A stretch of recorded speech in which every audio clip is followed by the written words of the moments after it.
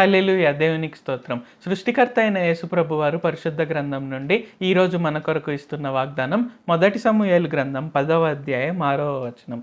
యెహోవా ఆత్మ నీ మీదికి బలముగా దిగివచ్చును, నీవు వారితో కలిసి ప్రకటన చేయుచుండగా నీకు క్రొత్త మనసు వచ్చును.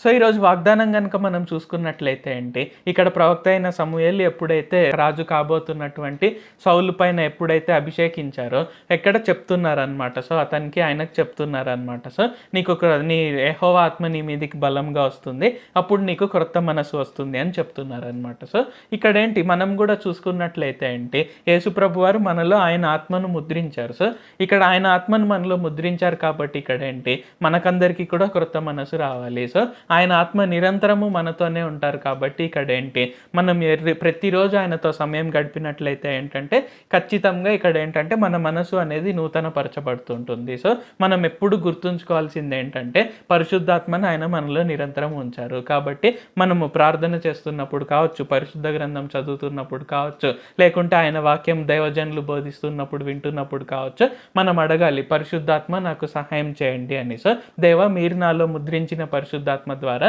నాకు కరెక్ట్గా బోధించండి, మీరు నాకు ఏం చెప్పాలనుకుంటున్నారో అది నాకు బోధించండి, నేను ఆ విధంగా ప్రార్థించేటట్లు సహాయం చేయండి అని మనం ఎప్పుడైతే ఆ విధంగా అడుగుతామో ఖచ్చితంగా మన మనసు అనేది నూతన పరచబడుతుంది. సో మనం అది గుర్తుంచుకొని ప్రతిరోజు ఆయనతో సమయం గడుపుతూ ఆయన మనలో ముద్రించిన పరిశుద్ధాత్మను మనం ఎల్లప్పుడూ గుర్తిస్తూ ఆయన సహాయం మనం తీసుకుంటూ మన మనసును మనం నూతన పరుచుకుంటూ ఉండాలి. ప్రార్థించుకుందాం.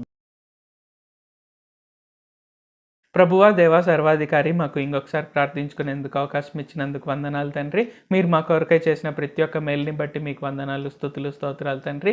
ఈరోజు వాగ్దానంని బట్టి వందనాలు తండ్రి. మీరు మాలో పరిశుద్ధాత్మను ముద్రించారు. ఆ విధంగా మేము ఎప్పుడైతే పరిశుద్ధాత్మ సహాయం తీసుకుంటామో అప్పుడు మా మనసు నూతన పరచబడుతుంది అని మాకు తెలియజేసినందుకు వందనాలు తండ్రి.